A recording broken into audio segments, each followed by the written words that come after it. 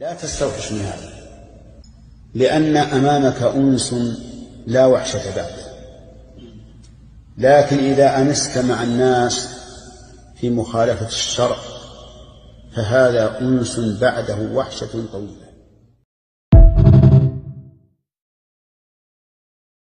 والعز كل العز في استغنائك عن الناس. إذا أردت أن تكون عزيزا فاستغني عن الناس. ولذلك إذا أردت أن يحبك الله ازهد في الدنيا يحبك الله، وازهد فيما أيدي الناس يحبك الناس.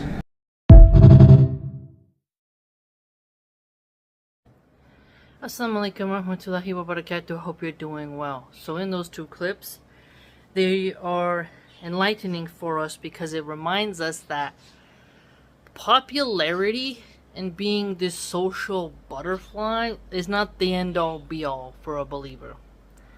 Because who you hang out with does have an influence on you. And it reminded me of how there was a red pill Muslim who had mocked me for saying I have less than 5 female friends. Now, this prompted me to create a video where I address like what is a friend. Because today we think, oh, I got all these followers on Facebook, whatever, and subscribers, therefore they're my friends. Or someone has done a collab with me, therefore they're my friend. Oh, I work with someone, therefore they're my friend. We need to make sure we understand an acquaintance versus an actual friend. Okay? Because your friend is someone who, if they were about to become homeless, you would help them. If they died, you'd take in their children. If they were in the hospital, you'd pray for them and visit them. If they were starving, you'd make sure that you would give food to them.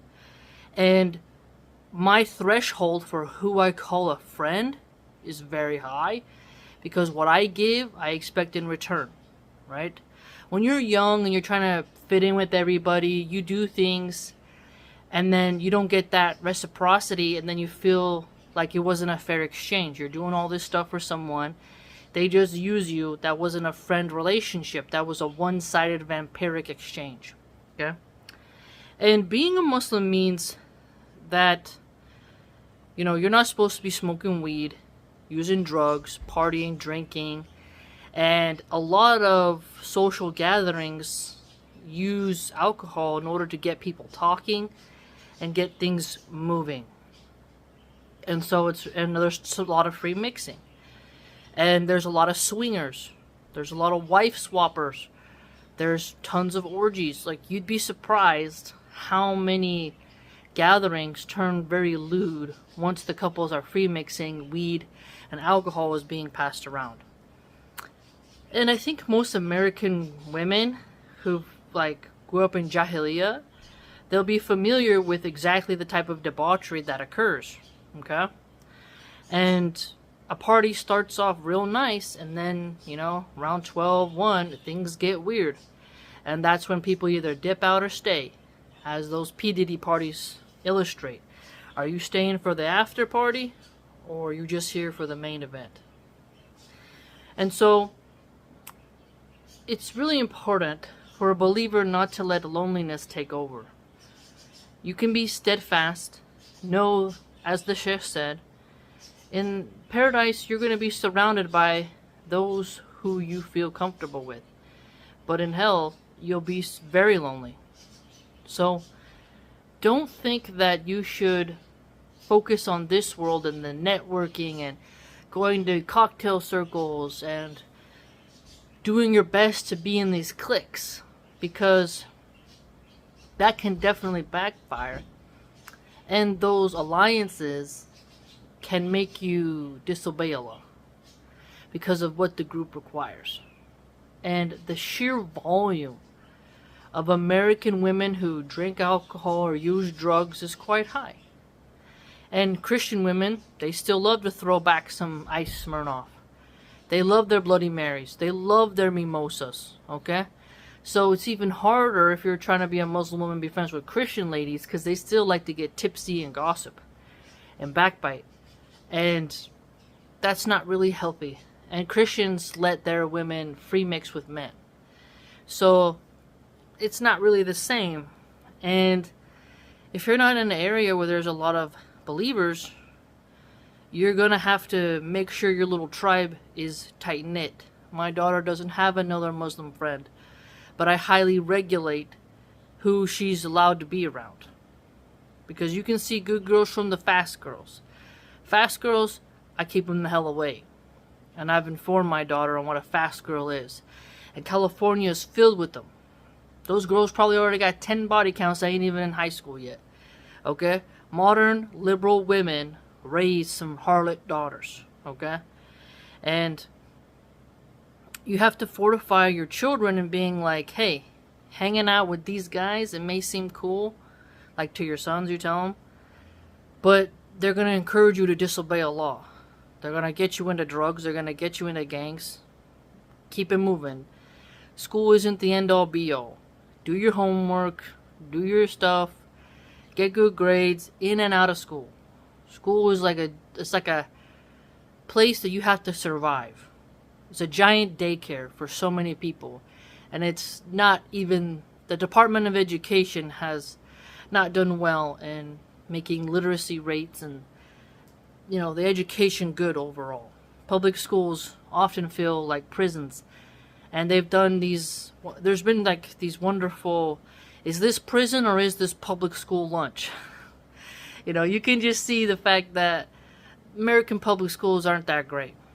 I know there'll be someone in the comments saying, it's so wonderful. Back in my day, no. The fact that the government has your kid 5 days a week from 8:20 to 3:30 or 2:30, and your kid is not all the brightest and doesn't know how to operate outside of school in the real world, and they don't teach them life skills, but they'll teach them about gay love and transgenderism, well, you can see that the schools are not really focused on necessary things. Not about, agriculture, farming, taxes, real estate, banking. Like, they don't tell you those kind of stuff, but they'll tell you about sodomy. And so it's hard when you're surrounded by those kinds of schools to not feel lonely. Now, for example, when the Ukraine war first got real wild, the school of my daughter, they were making the kids hold Ukraine flags. And I had a serious discussion with my daughter, you don't know where Ukraine is on a map. A Russian person's never hurt you. You don't know geopolitics. You don't have to go with the crowd. Just because, why should you fly the Ukrainian flag when you never met a Ukrainian? You don't speak Ukrainian. You don't know anything about them except that the liberal principal and the liberal teachers want to side with Ukraine because that's what the Democratic Party wants. You should be learning about other things, reading. You should be learning about animals, something way more important. And there's more Russian kids in your school and they're going to feel isolated. And you shouldn't be doing that. So you can totally refuse to fly the Ukrainian flag and I will not be mad at you. And she decided not to do it. And it was a good experiment for us to really understand that you don't have to go with the flow, and if you're the one person out, it's totally fine. Okay? And my kid is... There's some Christian kids who won't participate in the Rainbow Mafia parades, and my kid will openly ask to be excused if those topics are discussed. And she has to be brave in that, and I'm so proud of her. Because there comes a time where you have to stand for your values, even if you're the only one. And when it comes to us moms, we can't compromise. There's been some moms who invited me to hang out with them, but I know they got a little bit of drama in their lives. And I'm sure you've had women like that in your community. They got too much street sides to them, and I'd rather not catch a stray bullet. I'd rather not have no drama banging on my door.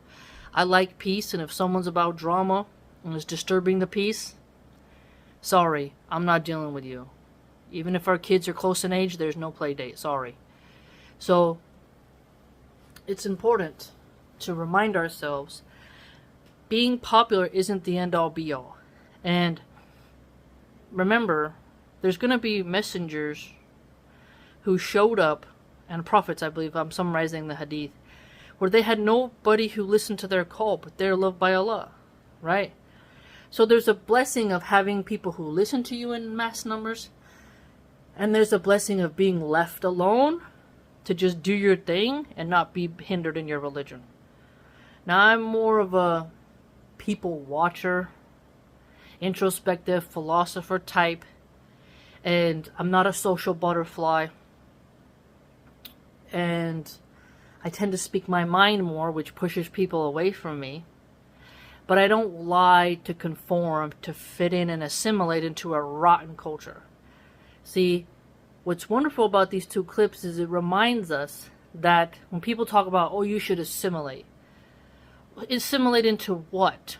Mormonism, Christianity, what sect, what denomination, what city, what state, what school philosophy are we talking about? You know? And sometimes people forget, when you come into a country, always there's new ideas coming in through the internet. Okay? And there are people who will move there and discover their own ideas, and people within the walls who were born there, they're going to be reading books, thinking, watching shows, thinking. Different ideas are born, and culture changes. It's not stagnant. Okay?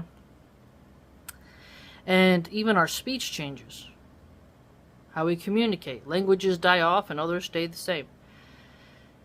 Very few people today read Sanskrit. More people read English and Spanish, right? And so, if you're feeling lonely because you're in some area where there's not any Muslims and your family isn't Muslim, you have to keep on keeping on. You have to know that with all the suffering you're going to go through, it's an expiation of sins. My favorite hadith talks about in Riyadh Salihin, Volume 1, where even if a believer gets the prickling of a thorn, that level of suffering, you're still going to have sins forgiven. So your suffering is going to be accounted for, and when you suffer, you bear these trials with patience, you get your sins forgiven. And none of us truly understand how many sins we have because the scales have not been weighted. We don't know yet. So we want to have our record handed to us with our right hand, not with the left hand. We want on Judgment Day for us to get into paradise. And none of us know where we're going to end up because we haven't had a full accounting of our deeds. So we want our sins to be forgiven. Okay? And if you're suffering because you don't have a lot of Muslims around you, or even you're in a big Muslim community, but, they're not very close, still, you can keep on making sure you're studying, you're learning, you're doing your part, whatever it is for the Ummah, whether you're a doctor, whether you have a little cafe, whether you're just an excellent nanny, you help with the elderly, you tend to orphans, you run a food shelter, whatever interesting thing that you're doing that helps life become better and more Islamic, that's a good deed, and you should have hope. And don't just focus on numbers and analytics and stuff. Like, don't get caught up in how many fans do I have over here, how many people like me over there. The popularity contest of life can definitely lead you astray because you always want to maintain those numbers. And a lot of times, in order to maintain those numbers, you're going to have to do haram. Okay? Like, for example, one person said, oh, well, you have to put music on your posts on Instagram so that it'll get it boosted more in the algorithm. Well, music's haram. I'm not going to do that. Right? Oh, well, you have to let them monetize alcohol ads on your YouTube channel. Otherwise, they're not going to promote you as much because YouTube's going to promote what gives them money. Well, I'm not going to do that either. You see what I'm saying? So there's going to come times where push comes to shove and you're going to have to make your mark in the sand and say, am I going to deal with loneliness, with patience and perseverance and steadfastness so that Allah is pleased with me? Or am I going to just go with the crowds and the masses, go with the flow, and then go off the cliff into hell? And some people can't stand loneliness. They medicate themselves. They choose intoxicants. They want counterfeit dopamine boosters in order to run away from their own thoughts. And this isn't healthy. And Islam makes us more steadfast, in my opinion, when you study the religion, you look at what is expected of us, You look at what is promised to us and you apply the teachings, you become stronger, more independent. You don't really require too much cheering. Now that doesn't, the Ummah, we're to be together, like one body. When you pray, the ankle to ankle, shoulder to shoulder, straight rows, no large gaps so that shaitan doesn't come between us. But if one of your groups is sinning, you don't join them just because you don't want to be excluded or mocked. Peer pressure is a very powerful thing. And the more we teach our children, and the more we show them that peer pressure is not going to make me buckle, you can see the benefit in that, because a lot of peer pressure is to do sin, to steal, to use drugs, and people minimize, like libertarians and atheists and liberals, they love to minimize the effects of alcohol and drugs on a person's mind, and then when you fall and your life's turned to garbage, they blame you, but they helped you get to that low spot because they put peer pressure on you, okay? And so some people won't even let you kick it with them because you're a buzzkill, because you won't get high. Makes me think of the Christopher Moltisanti in The Sopranos example. They would make fun of him for being sober and didn't like him, and then when he started using again and he crashed, Tony choked him out and was like, you're just a burden because you're a junkie.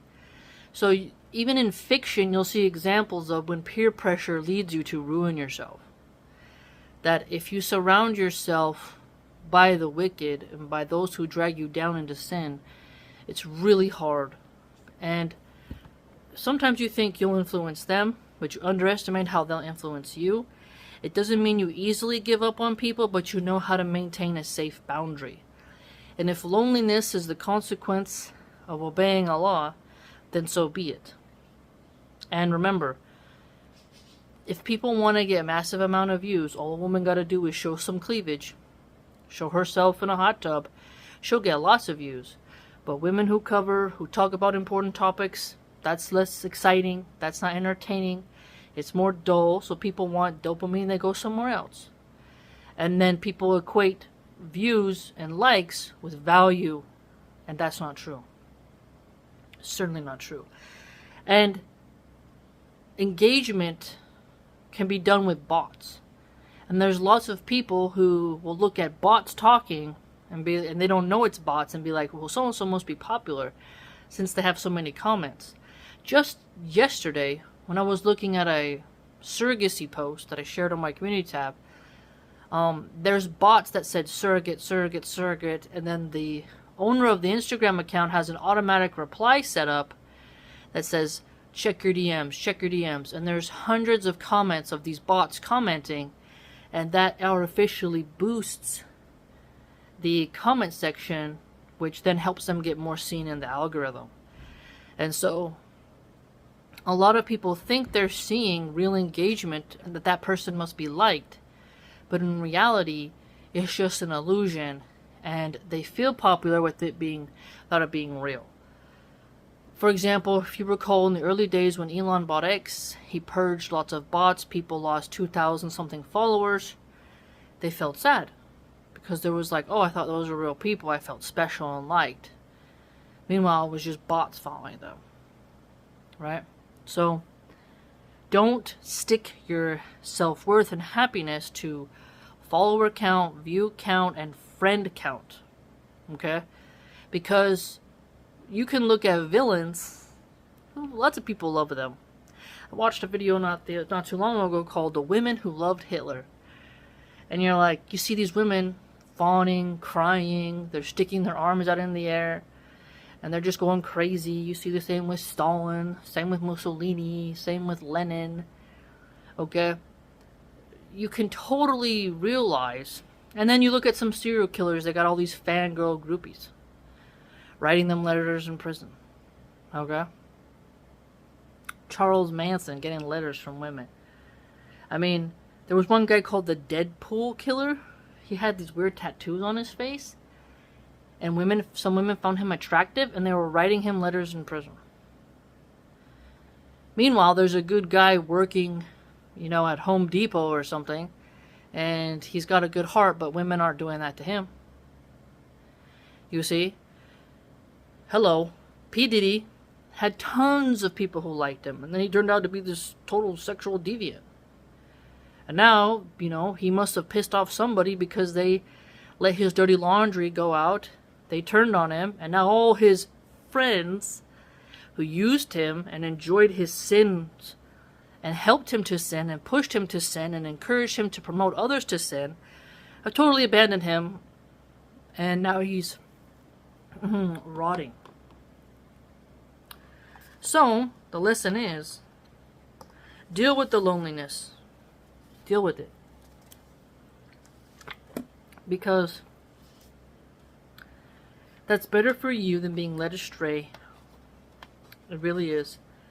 And you'll try to help somebody, be like, hey man, you're not on the right path. You're kind of going off the wall here. They'll be like, you're a weirdo, you're this, you're that.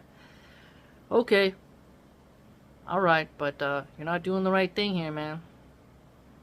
Oh, what do you know? Don't judge me. Okay. And then people might pull away from you. You know. So keep on doing your best, improving, self-reflecting. And if loneliness is something that Allah subhanahu wa ta'ala puts on you, bear it. Especially when women become moms, they get really lonely as well.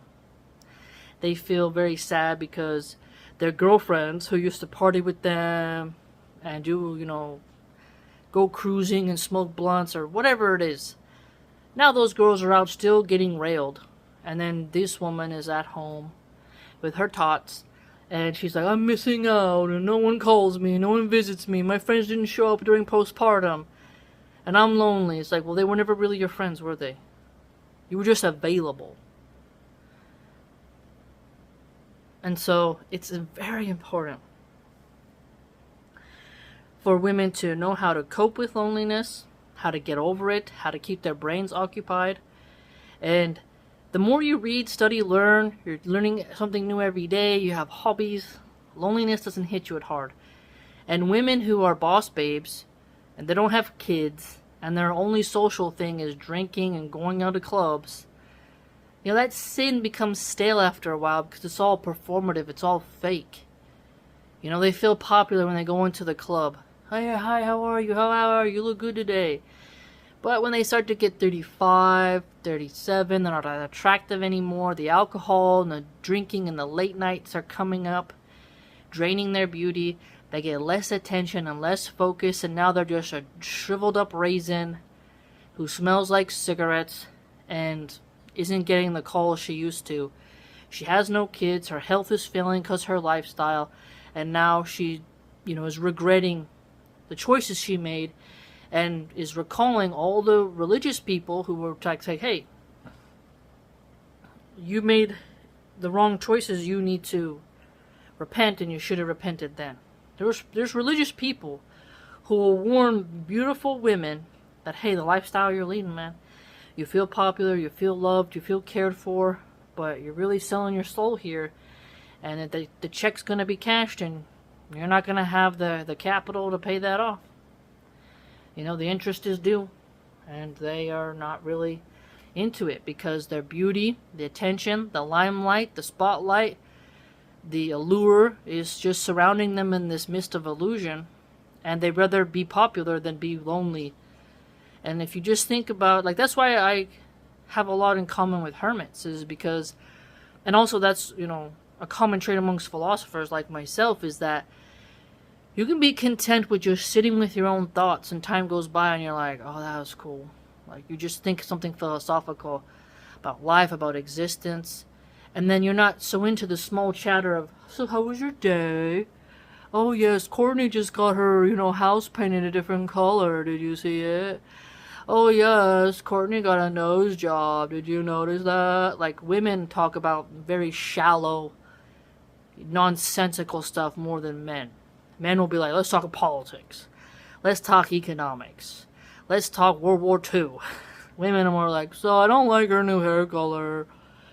And, you know, she's gained some weight. It's, you know, so men can get lonely when they suffer with not having the brotherhood social group, and when they don't feel like they have a purpose, and when they don't have a wife.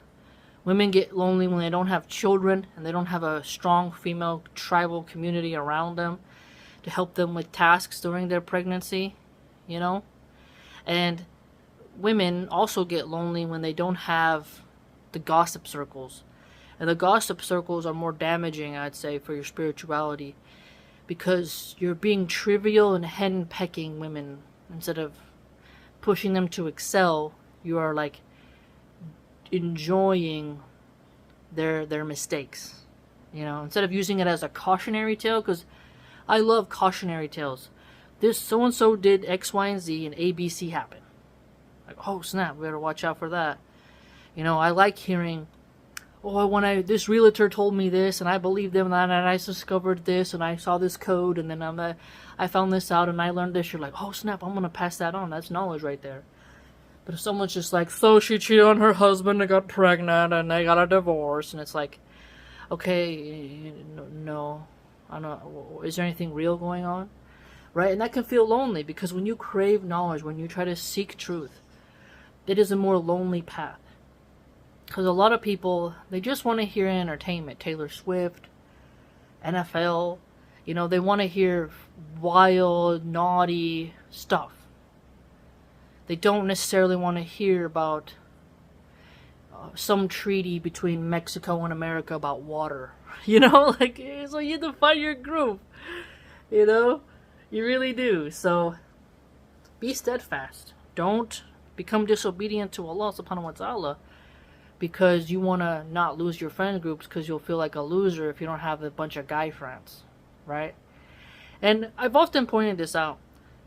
A lot of the bridesmaids at these weddings, they would all sleep with the groom if they had the chance. They're talking trash about the bride. I never was that kind of person to really think that if someone has the most beautiful bridesmaids and the most women who are of status at their wedding, that they're somehow loved and cared for. It's just not true. Once you start breaking through that bubble, and then you also look back on the high school girls who were the most popular, they got passed around the most, and then you see them later on in life and they've gained weight and they just look torn up from the floor up, and you're like, oh, that sin really did swamp her out. And then you see the nerdy girl who's like doing fantastic. You know, you're like, wow, that's crazy, like how that is. The nerd was isolated, rose up to high economic status, popular girl, got passed around, ran through, has 2 baby daddies, and is just like, she's just the hood rat of the neighborhood now. How the mighty have fallen. We all have examples of this somehow in our communities. So, being popular doesn't mean you're always going to have the success, or that you'll maintain it. And what goes up must come down. And every influencer has a cycle. You know, people get used to a certain person and they go away. You know? It was PewDiePie, then it was Mr. Beast, and then it'll be somebody else. That's just how it is. The carousel of life. Okay? So, focus on your children, your connection with Allah, and finding out who you really are. And even if you only have like a couple friends, that's alright. Like, think about it. Some of the greatest minds, they're sitting on top of a hill talking to each other. You know, back in the days, like, just how close were their relationships? Versus someone today who's like, well, I got 100,000 this, and this many people showed up to my conference. How many of those people were giving you the evil eye? How many of them are just agents? How many of them are just trolls watching you, just clip you out of context?